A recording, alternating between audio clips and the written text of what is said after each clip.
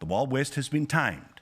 It's been paved. It's been built over, and it is owned by the tech giants.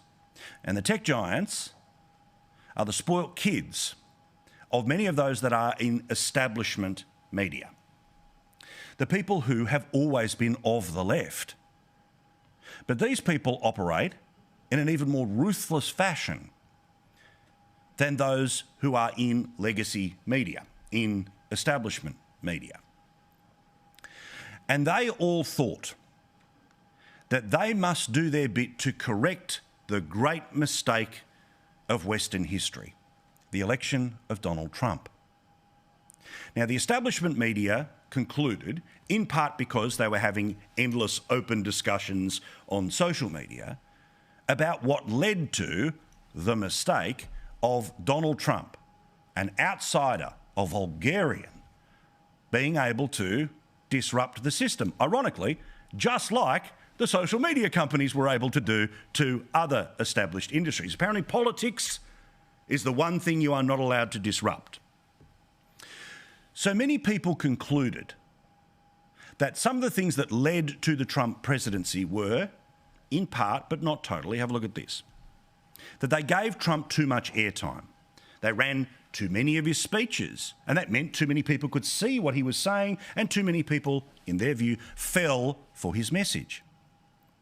They reported on the scandal that was the former Secretary of State who had a private email server and potentially was moving top secret information from government accounts with all of their security to one in her basement that clearly didn't have the same security. But by talking about this scandal, somehow it increased the negative numbers for Hillary Clinton, which in part pushed people to the bad orange man. And the third was that the MAGA nation was able to use social media better than the establishment.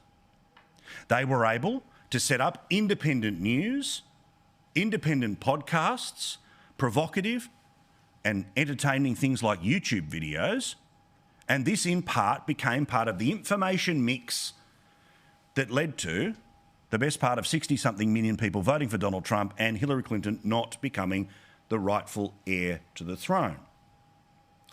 So in the past 4 years, anyone who hated the Orange Man did everything they could to fire any and everything they could as a silver bullet to stop the mistake from happening again. There's this term about being able to go back in time to kill baby Hitler, that if you killed baby Hitler, do you stop all of the terrible things that Hitler did? Well, obviously the case. But their view was to make sure that not only were they going to kill the horrible Orange Man, but they would also be able to salt the earth so one could not replace him. And this is how they did it.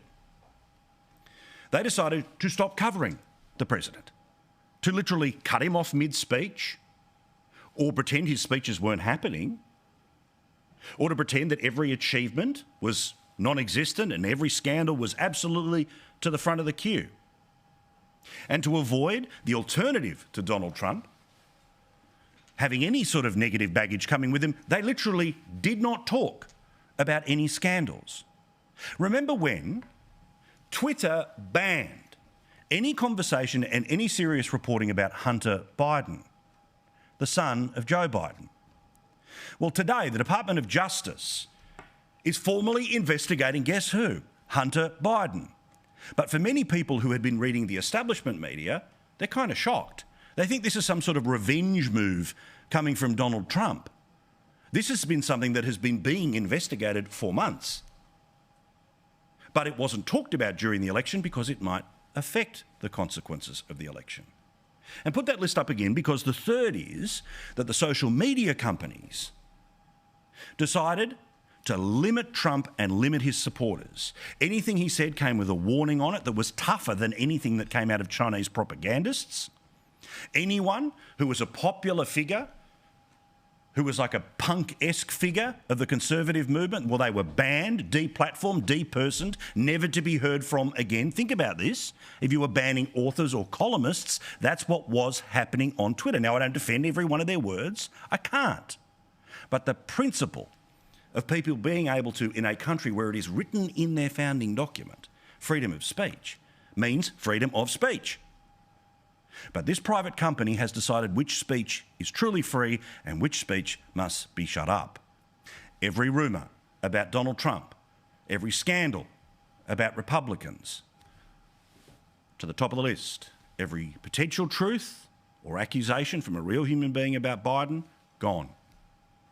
And I'll talk about this tonight because the Australian media is learning this lesson.